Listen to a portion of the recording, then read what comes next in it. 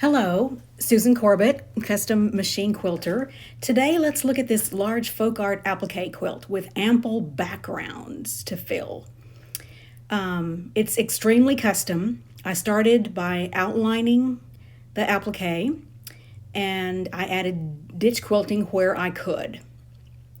I quilted the triangles first, and so let's get to that.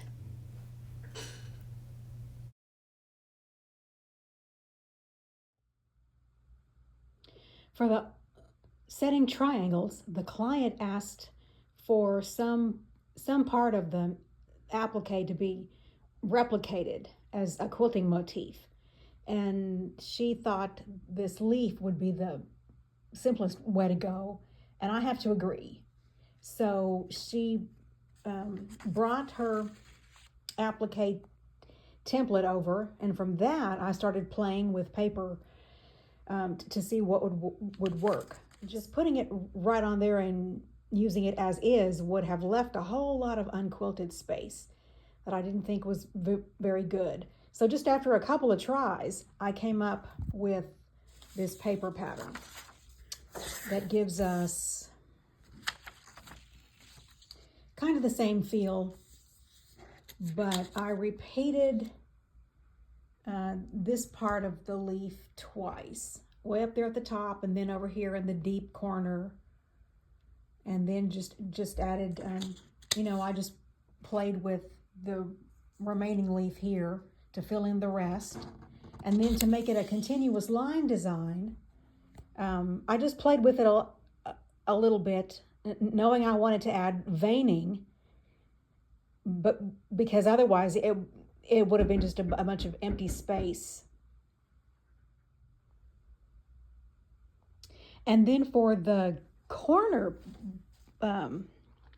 triangle, which is smaller, I just modified it a little tiny bit. Let's see where that didn't exactly fit perfectly. I just moved some things around and got it to fit.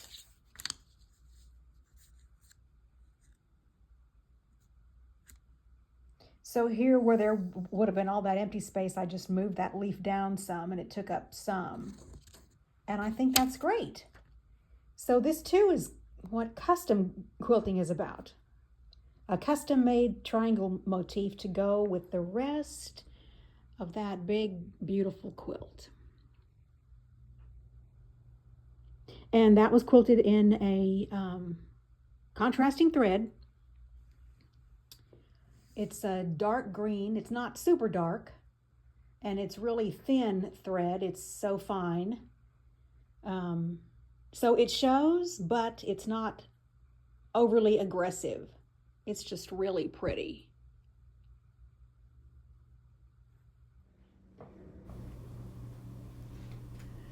So for the backgrounds, the client asked for cross-hatching of some kind. And I thought about doing curved cross-hatching, but I talked myself out of that. And then I talked myself out of cross-hatching at all, because cross-hatching is quilting all those straight lines twice. And this is a sizable quilt, and she wasn't willing to pay for that much time. So I thought, okay, what's the next best thing? I looked at a lot of straight line quilting and I settled on concentric squares. That's going to give us a nice traditional look here. It'll be nice and simple, which is fitting for this folk art quilt. It was a blog of the month based on an antique quilt that she got from an outfit called Sentimental Stitches. So this is slow, plodding work. The lines are easy at first, where there's ample room. But then when we get to all the ins and outs in between the applique, that's always my least favorite part. I'm not marking anything. So what I'm doing is using a seam gauge to get my increment the same as much as possible. And I'm using my GAM guide, that huge black ruler that I can brace up against the top roller, and other smaller rulers. The thread I'm quilting with here is so fine. It's a nice neutral color that looks good on all those different backgrounds.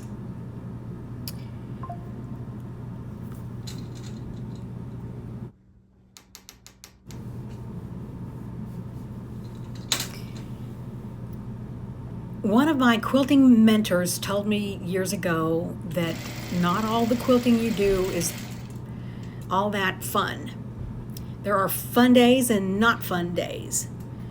So things like straight lines and stabilizing and,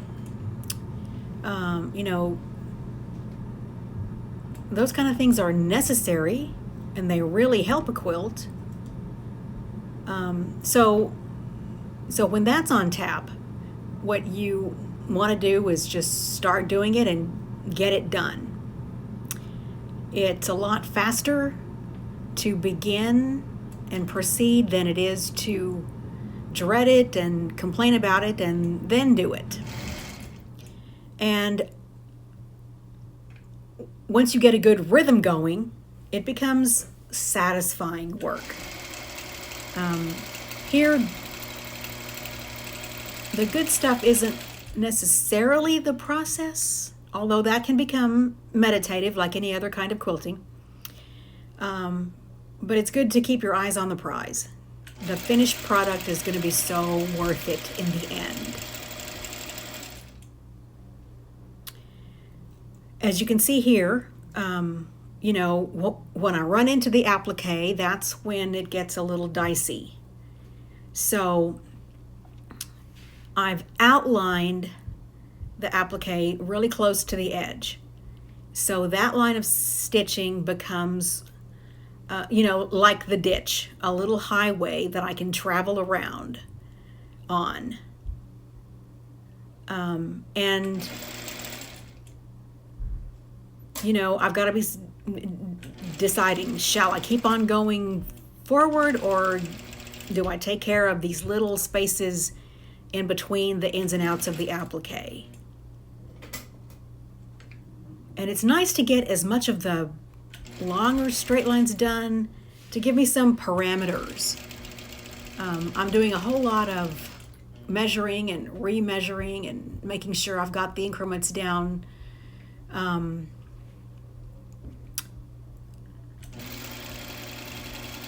the increment I used, okay, your background quilting needs to be smaller than the appliqué that it surrounds. And in this case, that wasn't real hard to do because the appliqué is nice and big, most of it anyway. But so often I see, cross-hatching that is huge, or just like, 3 to 5 lines of quilting over a background this large. And that doesn't look good. That's just not enough quilting. And enough quilting is a judgment call. That will differ from one person to the next. I prefer really small background quilting. So to kind of meet in the middle here, I decided on an increment of about 5/8 of an inch. I would prefer 1/2 inch to 3/8.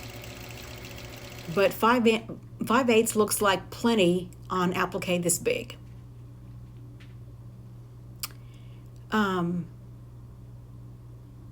So the challenge here was there are concentric squares. So I had to keep track of what row I was on, how deep into the quilt, like is it, 5 lines of quilting would be 4 inches or whatever. The closer you get to the middle, the easier it is to get really confused. and lose track of where you are, where the corners are, where the middle is. So it helps to concentrate here. This was the last block I did, and I don't know why, but it was the hardest one to do. That doesn't make any sense to me, but there you are. And in a few places, it's funny, because I'm using all these rulers, but for the little places, when I'm backtracking around the edge of the applique, I'm using my left hand as the ruler. That's not as dangerous as it sounds. But I guess after all these years, I've gotten a feel for what I can get away with and what's going to be really helpful. I wouldn't recommend that unless you have a lot of experience.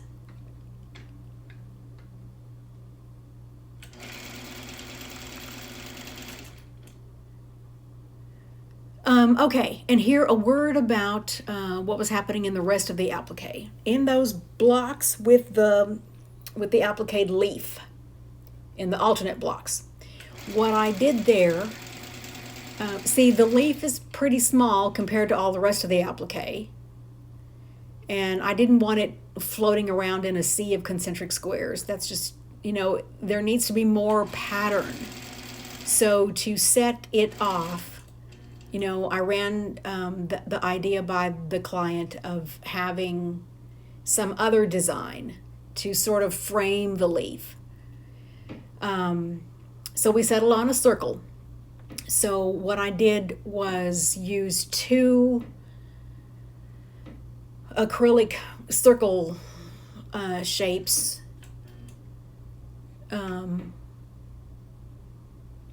that were big enough. It was I thought I had plenty of those on hand, and I didn't. I had to order one to get the sizes I wanted. And I still didn't get exactly what I wanted, but it's okay.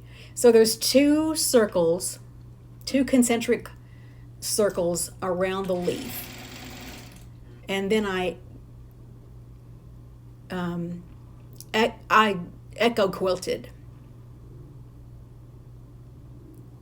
So here's a few examples of what the quilting inside or on the applique looks like. It's sparse for the most part.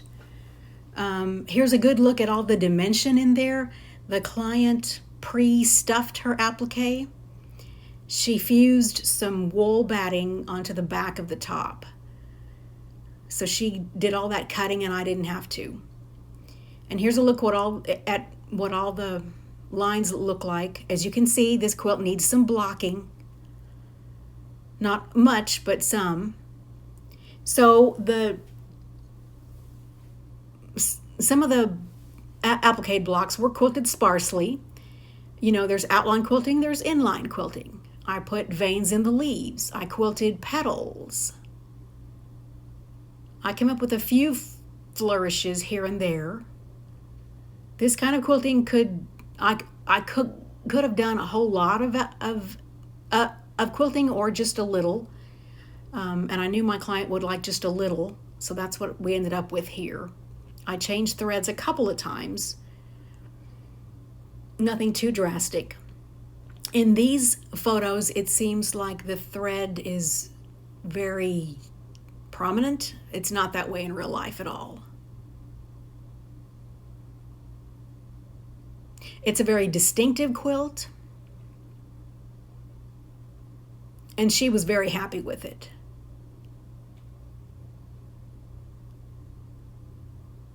I appreciated all of her work to pad the quilt before I ever got to it. That was less work for me. Here are the lines of echo around the leaves.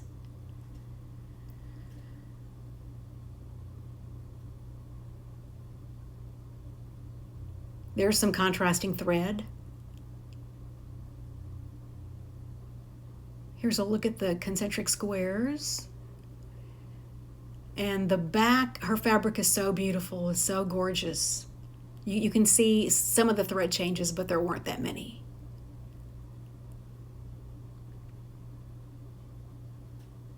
So there's the finished product. Really beautiful and well worth all that effort. Thanks for watching.